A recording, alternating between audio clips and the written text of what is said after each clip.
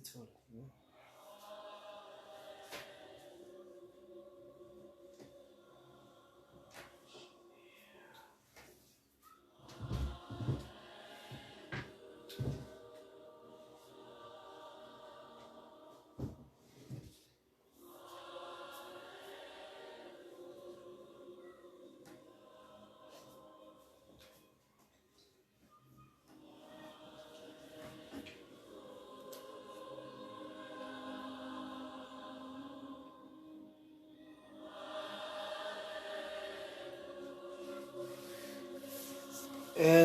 Greeting to kulabo abasibukayo egameni lika Jesu. Nixole sothi kulinda abancane nje bangene. And then masibengenileke. Yeah, so bese siyadlulisa lokho uNkulunkulu athi asidlulise egameni lika Jesu.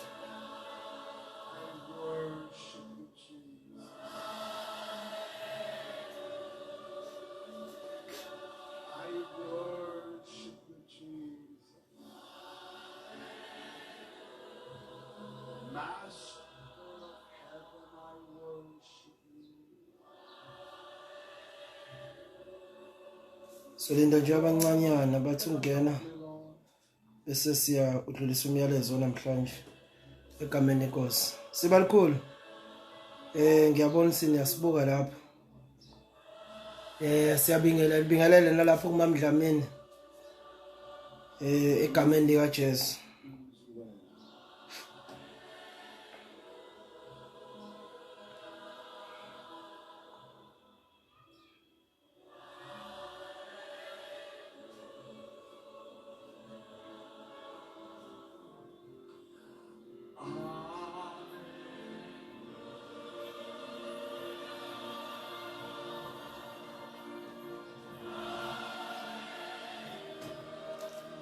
Thank you, Lord. Thank you, sweet Jesus. Thank you, Master. Oh, we love you, Jesus. We love you, Lord. Love you, Jesus.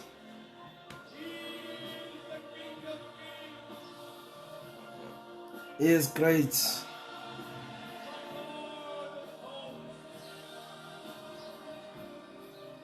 Akekho futhi njenganaye. Oh, thank you, Lord. Thank you, Jesus.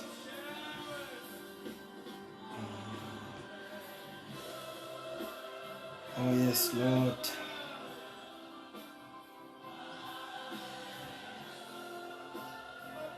Thank you, Jesus.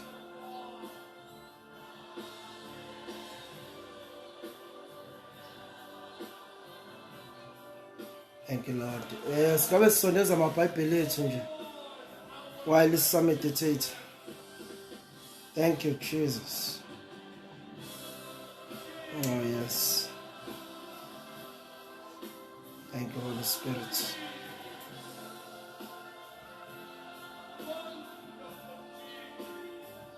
Oh, yes, Lord.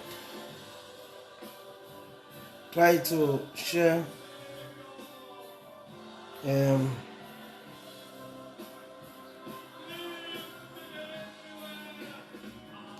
zame share nansi ivideo. Well, simbonga uNkulunkulu ukuthi usinikezele enye ithuba elihle elimnandi ukuba sikwazi ukuhlangana even today size nje kokhonza inkosi yethu uJesu Kristu ekseni. Siyazi ke sonke ukuthi ke beku kade ibandla lika Kristu ligubha likhumbula ukufa kwenkosi uJesu Kristu kuyona le weekend.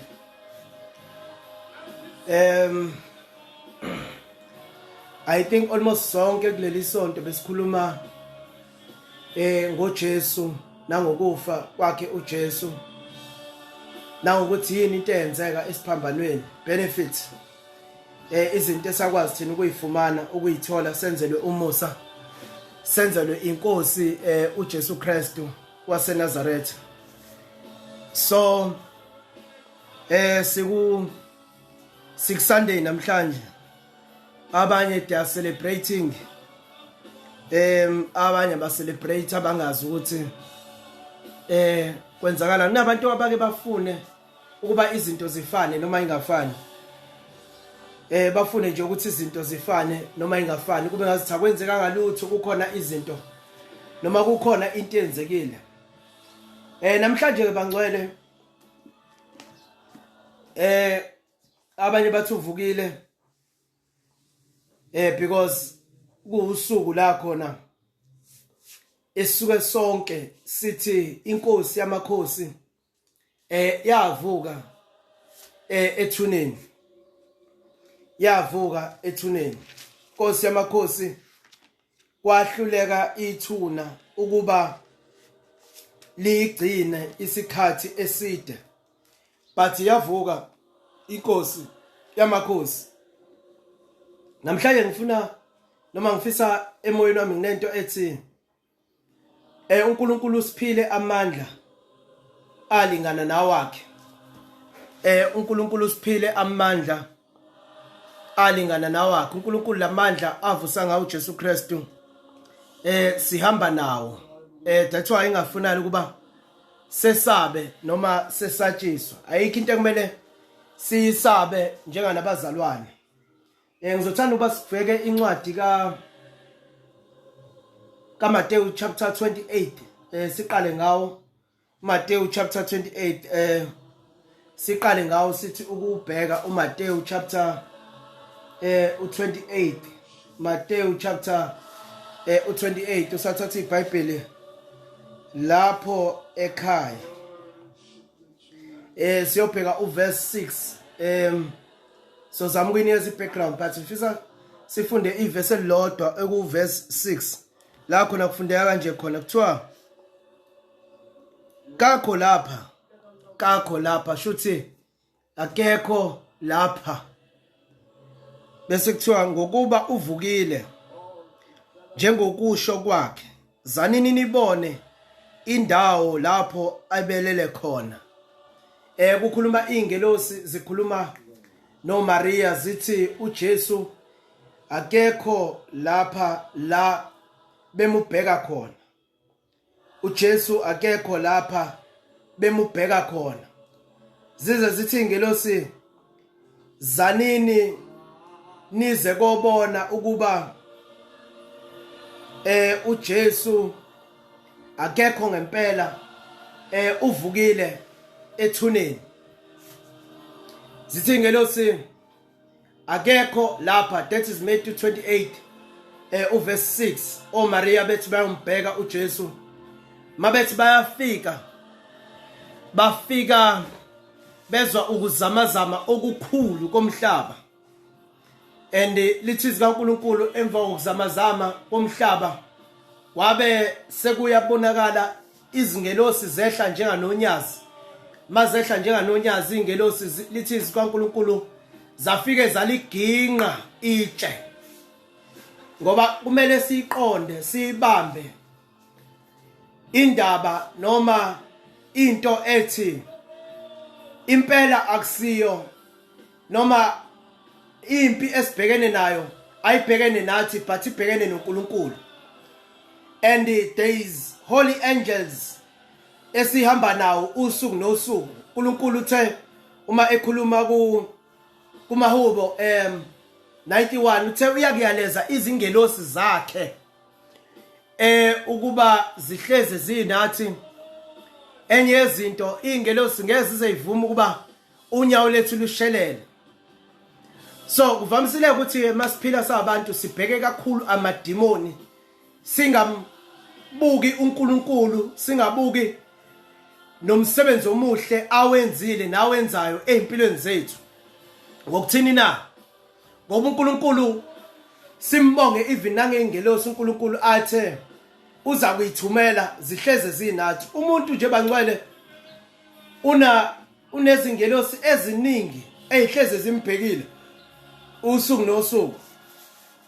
Ngake abatshela ebandleni ukuthi lize lithi zikaNkulunkulu mawufuna incwadi yamaHebrews sikhuluma ngeengelosi lithi zingeniseni izihambi, ngoba ngokwenza kanjalo kuyakuba ningenisa izingelosi ukuthi kubalulekile ukuba sibe nawo umoya okufuna ukwazi kabanzi ngama-angels kaNkulunkulu nomsebenzi wawo. But sokhuluma kahle ngolunye usuku, balanga ikhona ukuthi kwabonakala ingelosi ziliginqa itshe, and then mabethi bayafika oMaria bafika bazobheka ukuthi ungabe uJesu ukhona yini, lithi zikaNkulunkulu.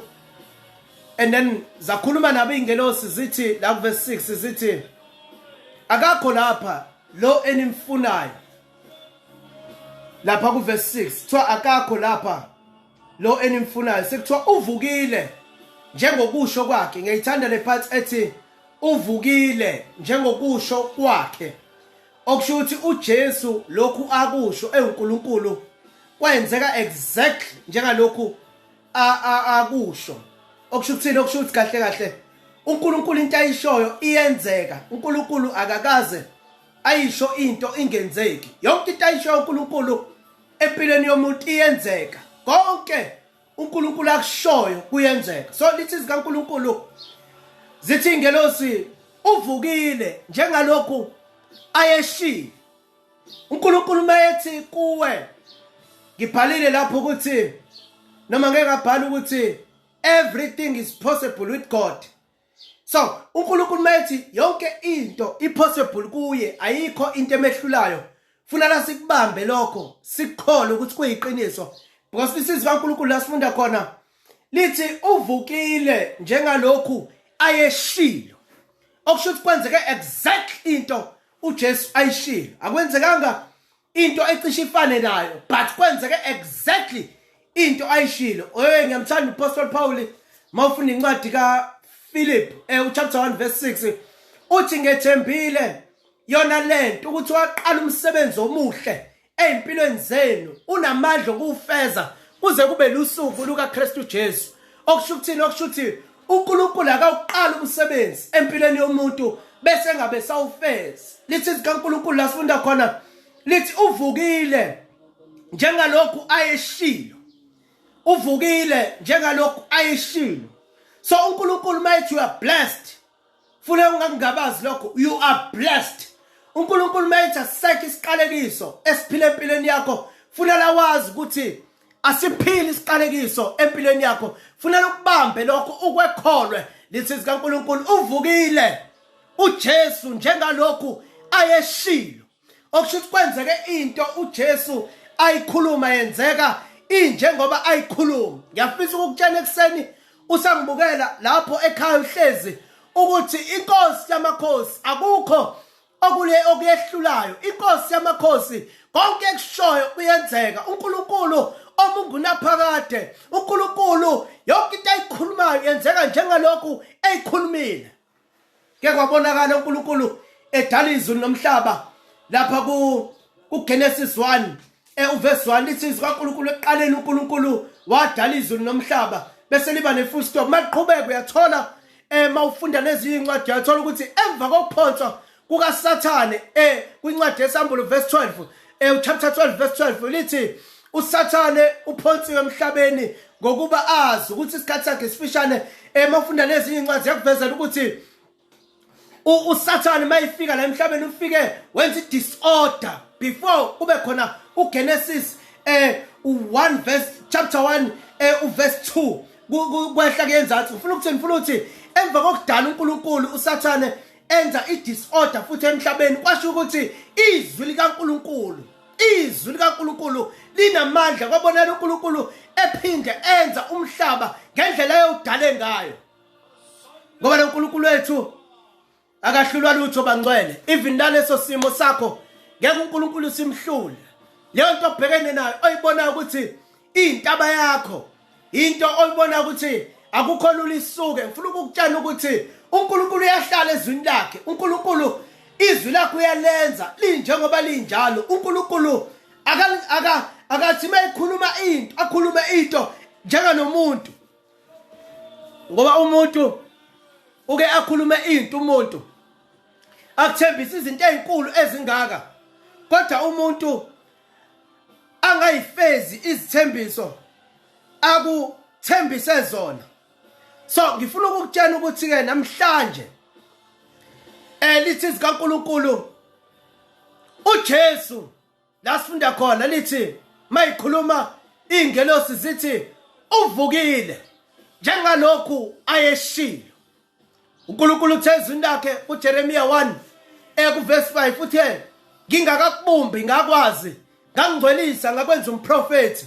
uNkulunkulu wakwazi before ufike lapha emhlabeni njengalokhu uNkulunkulu akwazi before ufike lapha emhlabeni. Ngiyafisa ukukutshena ukuthi uNkulunkulu ngeke ahlulwa ukufeza ukuphumelelisa icebo lakhe empilweni yakho. Uze athi uJobe encwadini kaJobe verse 42 uchapter 42 njengoba ngisho kuverse 2 lithi zikaNkulunkulu yena uyalifeza icebo ngoba akekho umuntu onamandla okuvimba icebo likaNkulunkulu. uNkulunkulu ngeke ahlulwa ukwenza izinto abe yiplanile nayiplana ngeyakhe impilo. Azi ukuthi lithi zikaNkulunkulu uJesu uvukile njengalokhu uJesu eshilo. uNkulunkulu into ayishilo uNkulunkulu into izoyenza. uNkulunkulu into ayishilo uNkulunkulu uzoyenza leyo nto. uNkulunkulu into ayishilo leyo nto uNkulunkulu uzoyenza. uNkulunkulu into ayishilo leyo nto uNkulunkulu uzoyenza. Noma abantu bangabuka engazi ukuthi sishayekile kulesikhathi samanje but ngiyafisa ukuvuselela ekseni ukuthi hey sizovuka. lithi zikaNkulunkulu uma ulifunda lapha encwadini kaMikhi lithi ukathokoza ingami. I think it's Mikhi 7 uverse 8 lithi ukathokoza ingami ngoba mangiwile ngizakuvuka. ngiyafisa ukutshela ukudisha abantu bangahlekisa ngawe but uNkulunkulu nawe. uNkulunkulu ngeke ahlulwe huwe ngeke ahlulwe ukufeza icebo lakhe empilweni yakho. God is with you. Ngalinge ulahla ithemba. Ngalinge ube umuntu othi mayibona izinto zingenzeki ngendlela afisa ngayo bese lahla ithemba. Azi ukuthi lithi zikaNkulunkulu njengalokhu uJesu eshilo. uJesu uvukile njengalokhu uJesu eshilo. uJesu uvukile njengalokhu uJesu eshilo. Lokho akusho uNkulunkulu uzokwenza. Ngizwa amandla ekseni. ngizwa amandla amandla okufeza okwenza okufeza icebo. uNkulunkulu ayifezela icebo lakhe ngawe. uNkulunkulu kunento enhle azoyenza empilweni yakho. uNkulunkulu kunento enhle ayibekile kuwe. Ngalinge ulahla ithemba. Ngalinge ugive up. Azi ukuthi uNkulunkulu unawe. uNkulunkulu uhamba nawe. uNkulunkulu uthulele. uNkulunkulu uphila kuwe. lithi zikaNkulunkulu olondoloza Israyeli akozeli futhi akolali. I don't care noma kuthiwa uzwe izinto ebusuku uzongazi kunezinto ezihambayo phezu kwerufu yakwakho but ngifuna ukukutshela ukuthi olondoloza Israyeli akozeli futhi akolali. ngisho ungaphupha amaphupho obonayo ukuthi lamaphupho awaveli kuye but ngiyafisa ukukutshela ukuthi uNkulunkulu nawe. uNkulunkulu njengoba ethembisile ukuthi uyohleze nawe ngeke akushiya. Azi ukuthi uNkulunkulu nawe. uJesu uvukile njengalokhu eshilo ukuthi uzovuka. So uvukile ke njengalokhu eshilo. uJesu kwenzeka into ayikhulumile nento ayishilo.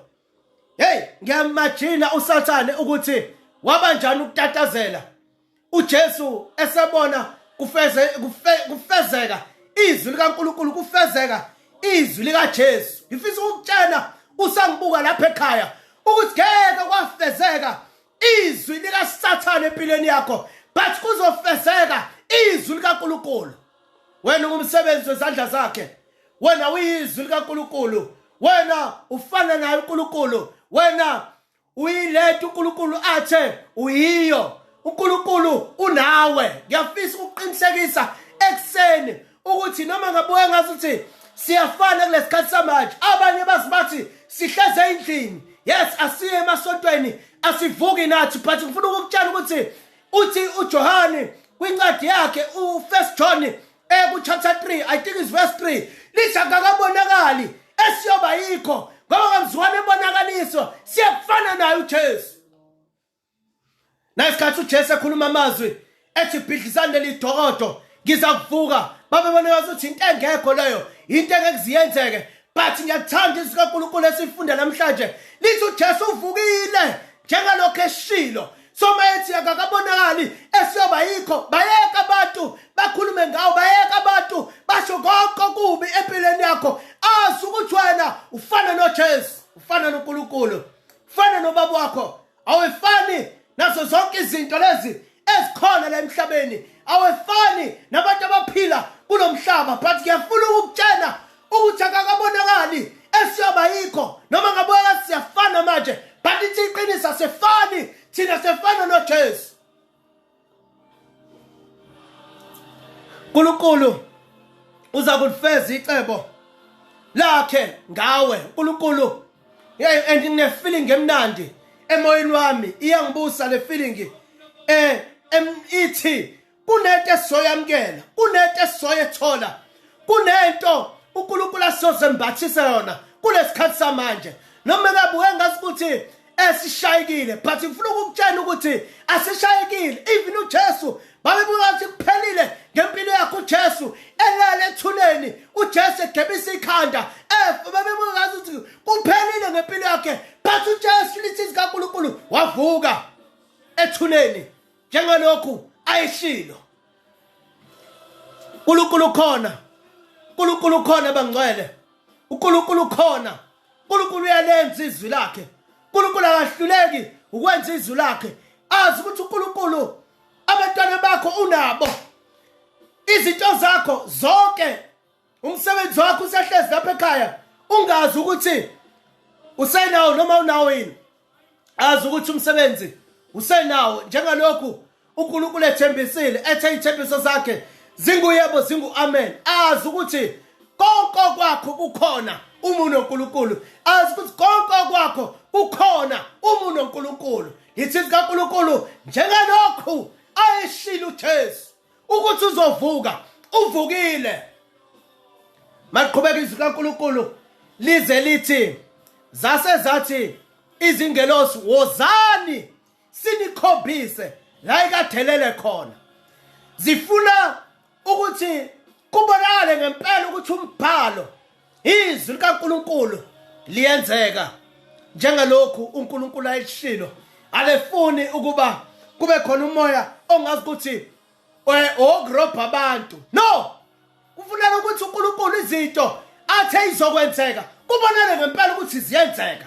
uNkulunkulu mayithe impela uyolapha zonke izifo kumele kudemonstrate amandla healing kubonakale abantu bephila emakhoneni ngamakhona kubonakala ukuthi ngempela uNkulunkulu khona uyaphila. Ngizwe uNkulunkulu ethi kimi sekuyisikhathi sokuthi ibandla ligcwala inkazimulo ephelele yakhe uNkulunkulu lingagcini ukugcwala amandla mangisho amandla ngisho demonstration but even nasemabhizinisini lingene khona makhuluma ngabantu abaphumelele kwazi ukuthi indlu yebandla likaNkulunkulu ngizokuphakama kwebandla ngizokufezeka kwezwi likaNkulunkulu ngizoNkulunkulu ngizwa amandla kaNkulunkulu ehla ngamandla engena ephakamisa ibandla likaNkulunkulu. Ngiyakuthi kasemva ngithulula umoya wami phezu kwayo yonke inyama uJoel 2 uverse 28 ngiyakuthi kasemva ngithulule umoya wami phezu kwayo yonke inyama. You are receiving ipower kaNkulunkulu right now. You are receiving spirits kaNkulunkulu and uNkulunkulu uyalifeza manje izwi lakhe lokuthi wonke noma umoya wakhe kuyo yonke inyama uyathululwa right now. Uzophakama ngisho abantu bangahleka uzophakama ngisho usathana ngathi uqedile ngempilo yakho uzophakama azi ukuthi uNkulunkulu uza kulenza izwi lakhe empilweni yakho azi ukuthi uNkulunkulu unawo azi ukuthi uNkulunkulu ngeke akushiye azi ukuthi uNkulunkulu uzohamba nawe indlela yonke. Ungakhali ungakhathazeki ungabalisi ungakhathazeki even nangekusasa lize lithi sikaNkulunkulu masifune eqala umbuso singaba abantu abakhathazeka ngengomso because ingomso likhathalele okwalo. So asikaba abantu, asikaba abantwana bakaNkulunkulu abahleze bebalisa, abahleze bekhala. Masibe abantu abagcwele injabulo, masibe abantu abagcwele intokozo, masibe abantu ababuka uNkulunkulu njenganoNkulunkulu ophakeme, masibe abantu ababuka uNkulunkulu njenganoNkulunkulu ongahluleki but olenzayo izwi lakhe. Ekseni ngiyafisa ukuqinisekisa ukuthi icebo lakhe ngempilo yakho lizofezwa, lifezwe uNkulunkulu. Icebo lakhe uNkulunkulu uzakulifeza empilweni yakho. uNkulunkulu ngeke azahlulwa ukufeza icebo. uNkulunkulu akhuluma uJesu ethi ngiza kuvuka ngosuku lesithathu. Nangempela uJesu wabonakala evuka. Ngiyafisa ukukutshela ukuthi izwi lakhe nakuwe lizofezeka. Hey, amandla kaNkulunkulu maningi kakhulu. uNkulunkulu uzokwenza izinto ezinkulu ebandleni lakhe, zinika izinto uNkulunkulu azozenza empilweni yakho. uNkulunkulu uzokuphakamisa ngendlela ehlukile. uNkulunkulu uzohamba nawe ngendlela ehlukile kulesikhathi samanje. uNkulunkulu ngizwa amandla, ngizwa inkazimulo kaNkulunkulu, ngizwa ukusebenza okukhulu kaNkulunkulu after this weekend. Ngibona amandla, ngibona iphimbo likaNkulunkulu lishintsha ama-decision. Even nako president bazothi bethatha ama-decision bathathe njengalokhu izwi likaNkulunkulu libhaliwe, njengalokhu izwi kaNkulunkulu likhulunyiwe. Asikasabi, asikakhathali. uNkulunkulu unathi. Jesu uvukile-ke njengalokhu ayishilo. uJesu uvukile njengalokhu ayeshilo. Khombisa ukuthi uNkulunkulu ngempela ayikho into emehlulayo. Khombisa ukuthi uNkulunkulu nempela lokhu now sengine-understanding ukuthi why uJesu ethi ongenzeki kubantu kuNkulunkulu kuyenzeka. Kungenxa yokuthi akekho umuntu okwabonakala evuka ethuneni, but uthi uJesu uLuke 18:27 okungenzeki kubantu kuNkulunkulu kuyenzeka.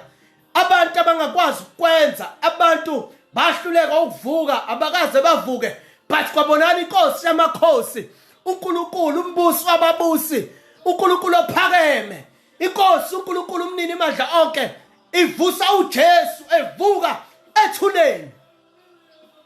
Ongenzeki kubantu kuNkulunkulu kuyenzeka. Ongenzeki kubantu kuNkulunkulu kuyenzeka.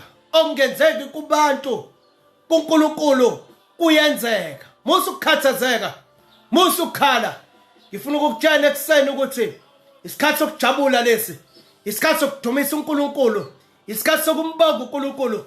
Even isimo esibhekene naso as the church, ngiyakusho lokho ukuthi asimbonge uNkulunkulu ukuthi uNkulunkulu sesiqobele lesimo, isitha ekade zama ukulwisana nathi sinqotshiwe ekseni ngoba uNkulunkulu wethu akahluleki.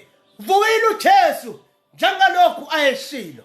Lisho njalo izwi kaNkulunkulu esilifundayo kuMatthew 27 no kuMatthew 28 kuverse 6 lithi uvukile njengalokhu ayeshilo uJesu.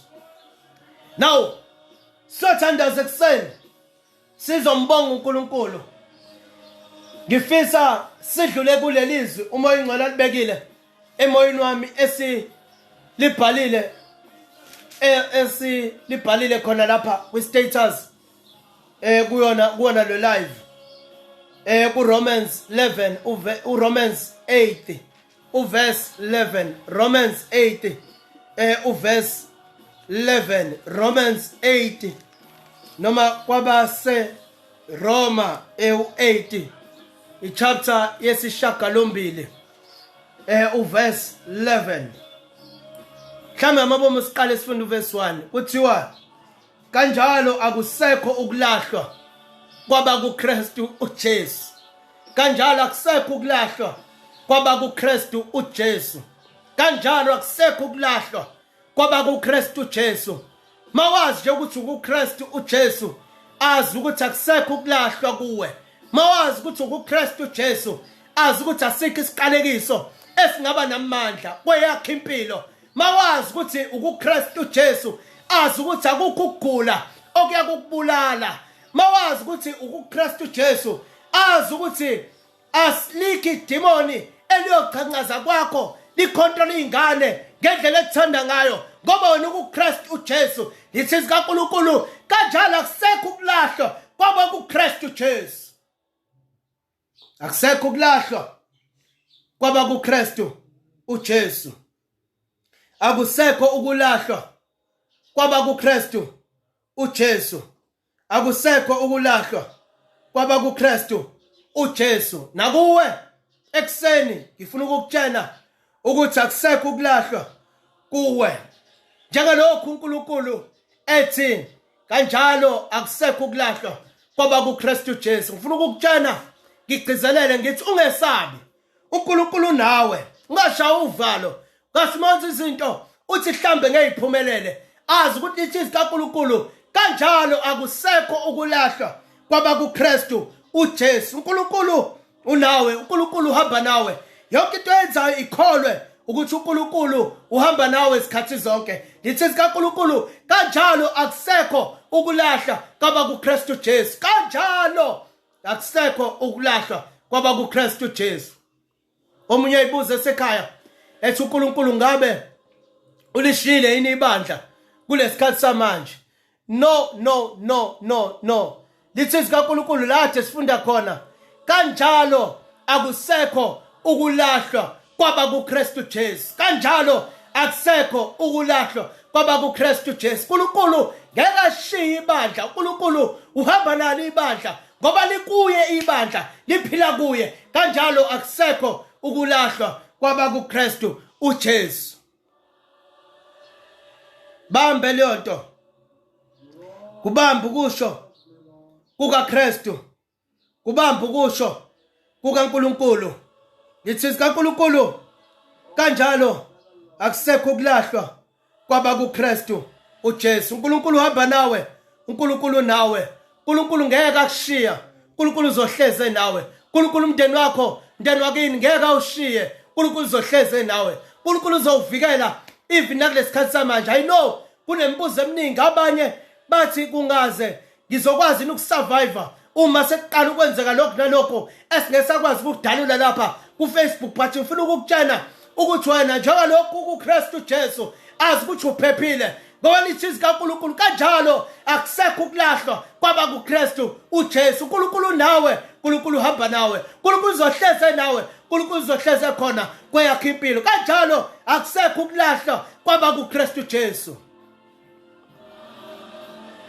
pho uvalolwane sike sasho phana insuku salithi sikaNkulunkulu asamukele sanga umoya obugwala thina asamukele sanga umoya obugwala sinomoya thina umoya wamandla umoya wavusa uJesu Kristu ethuneni uphila kithi sihamba nawo ngisho silele uphila kithi lithi sikaNkulunkulu kanjalo akusekho ukulahlwa kwaba kuKristu uJesu khuleka siswami khuleka bhuti khuleka baba lapha ekhaya khuleka mama lapha ekhaya azi ukuthi akukho ukulahlwa kuwe mawuKristu Jesu that's why impilo yakho idinga ukuba ibanjwe nguye uJesu uKristu azi ukuthi nakusona lesikhathi esibhekene naso lithi sikaNkulunkulu kanjalo akusekho ukulahlwa kwaba kuKristu uJesu lithi maqhubeka livezele into ethi uma sihamba ngomoya njengalokho lithi sikaNkulunkulu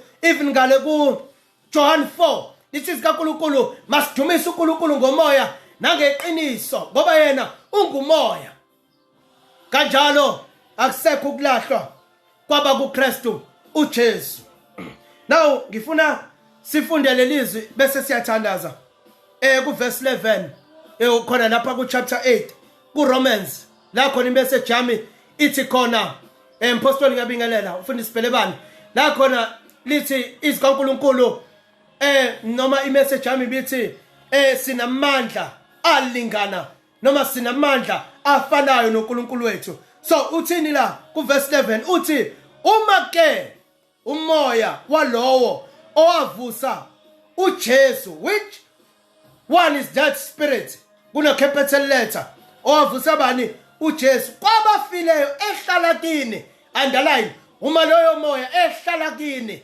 uma nje umoya kaNkulunkulu uke wahlala kumntwana kaNkulunkulu. Asiqhubekeni bese lithi kaNkulunkulu yena owavusa uKristu Jesu, yena owavusa uKristu Jesu, yena owavusa uKristu Jesu kwabafileyo uyakuliphilisa noma uyakuphilisa nemizimba yenu efayo ngaye umoya wakhe ohlala kini. Loyo moya owavusa uJesu Kristu emvusa umehlala kithi nemizimba yethu uyakuyivusa. Imuphi loyo moya? Umoya kaNkulunkulu, umoya ongcwele, umoya wamandla, umoya womlilo, umoya wenkazimulo. It is the spirit of power. Njengalokhu kithi umoya wamandla umehlala kini nemizimba yenu uyakuyivusa. Musukhala azi ukuthi mawunalo moya, which is the Holy Spirit, the Spirit of God, azi ukuthi uphelele.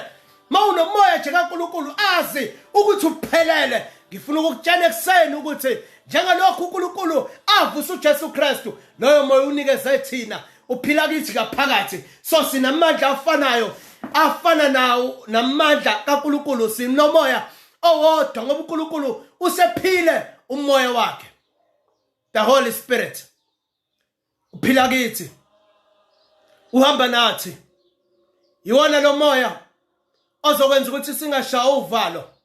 Iwona lo moya ozokwenza ukuthi ngisho singafakwa ifear kangakanani but singesabi ngoba uNkulunkulu unathi uphila kithi.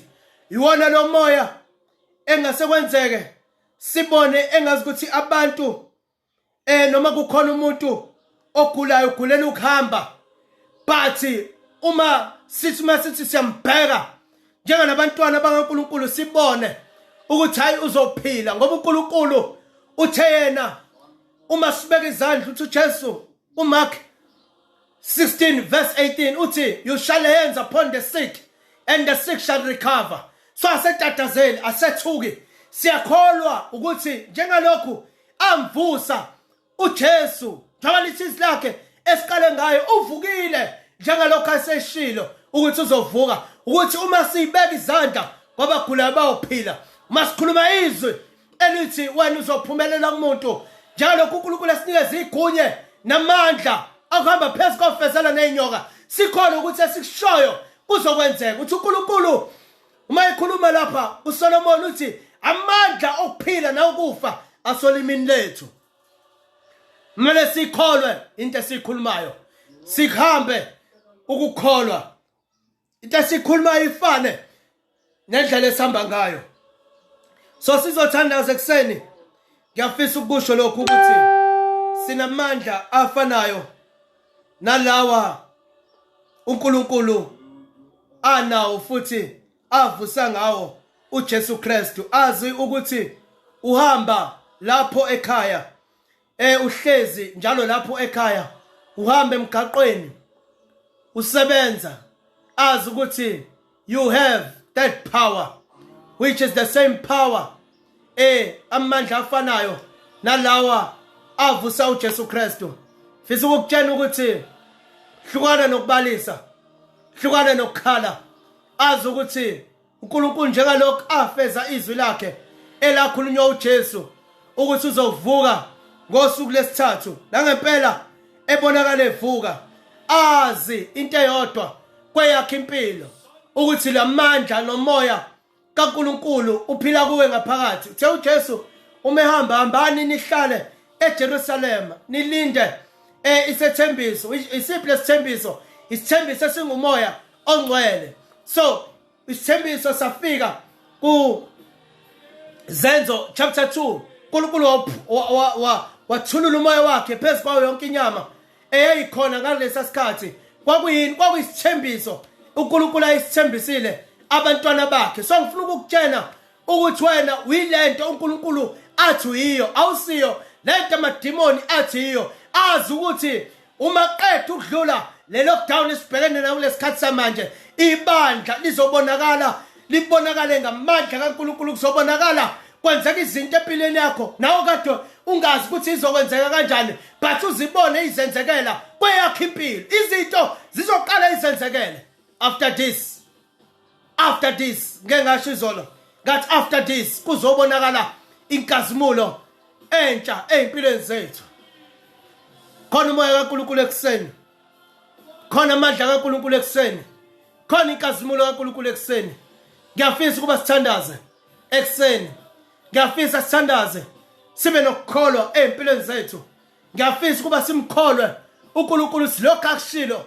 nempela uzokwenza vala amehlo lapha ekhaya ulindele ukwamkela amandla kaNkulunkulu lindele ukubona kwenzeka izithembiso kaNkulunkulu kweyakho impilo ekseni ngiyafisa kuba uvula inhliziyo uyivulele uNkulunkulu kholwe amandla kaNkulunkulu kholwe inkazimulo kaNkulunkulu kholwe izwi kaNkulunkulu kholwe kusilokho akushilo uNkulunkulu uzokwenza. Father, we thank you in the name of Jesus Christ of Nazareth.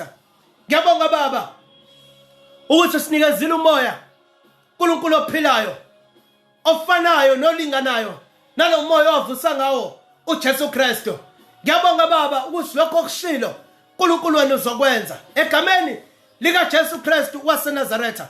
I pray Holy Spirit ukuthi abantwana bakho uNkulunkulu ophila uphile kubo umoya wakho ugcwale kubo egameni lika Jesu uhambe nabo ngazona zonke izikhathi ubonakaliswe noma uyibonakalise empilweni zabo egameni lika Jesu Kristu waseNazaretha. Moya ngcwele hlala kuba ungasuki uNkulunkulu phila kuba ungasuki egameni lika Jesu Kristu waseNazaretha. Amen. Wena ungazi umamukela uJesu njalo Nkosi nomsindisi ngiyafisa ukuba umamukele uJesu uyinikele kuNkulunkulu usho ukuthi Nkosi uJesu ngiyinikele yami impilo kuwe uthi impilo yami ayiphathwe nguwe Nkosi uJesu thandaza lapha ekhaya kuqa amadolo uyinikele kuNkosi nomsindisi. Lesikhathi siphila kuso isikhathi la khona wonke umuntu edinga ukuthi ayiphonse enkosini enguJesu Kristu waseNazaretha. uNkulunkulu akubusise uNkulunkulu azike ukuthi loyo moya avusa ngawo uJesu Kristu uphila kuwe ngaphakathi and lokho akushilo uNkulunkulu uzokwenza khona loyo moya uhlezi kuwe. Ngiyafisa ukunxusa again as the leader of the church God Almighty Ministries ukuthi la ukhonza khona la udumisa khona uNkulunkulu la usikhona ukuthi niyahlanganyela khona ufonele wakho umfundisi mawuthi awunayo i-account number yala ukhonzela khona and then wenze sure ukuthi uyabusiseka futhi uyanikela wenza ama-EFTs khona indlu enikhonzela kuyo izokwazi ukugcineka nathi la khonzela khona sirentile this month because siyaqonda ukuthi makuphela i-lockdown kumele ukuthi sibuye siyokhonza ngendlela kade sikhonza ngayo. So la ukhonza khona wena ongakhonzi nathi ngiyafisa ukuba ufonele i-leadership yebandla lakho ucele account number ungami uthi hayi izinto zimile ezumnikelo inceke kaNkulunkulu ingabi ne-stress sokuba indawo because la ukwenza khona ngase mhlambe nigcine ngene enkingeni usathane u-attack kakhulu bangcwele but uNkulunkulu usinqobele kuyona leyo attack. So kumele ukuthi sisebenzise i-wisdom kaNkulunkulu. Ngiyabonga kakhulu uNkulunkulu anibusise. Ngibonile amadodakazi ami namadodana ami ngibonile uSibalikhulu ngambona usisi unokubonga mesisi Mhlongo ngabona nophilile uNgcobo nomntanami uMakamthunzi uZandile Shange unolwazi unokanyiso and I saw umfundisi Belebane. Yes siyabonga kakhulu ukuthi nisibuyelele lesikhathi samanje. uNkulunkulu anibusise. Umyalezo namhlanje make sure ukuthi uyawushare khona uzokwazi ukufinyelela kuzona zonke indawo lezi abantu bazi ukuthi akumele batatazele abantu bazi ukuthi akumele ukuthi bakhale babalise uNkulunkulu unathi. Ngifuna ukusho lokho umoya ngcwele anginikeza kona uma enqalisa umsebenzi wakhe ethi masuqale emlazi wathi kimi nothing shall be impossible with God. Wena ubusisiwe ile message namhlanje ngiyafisa uthi like bese uthi amen amen amen. Wena upress nje noma utype amen wena ubusisekile. uNkulunkulu akubusise. uNkulunkulu usekubusisile futhi. Yes, nothing shall be impossible with God. Bless you.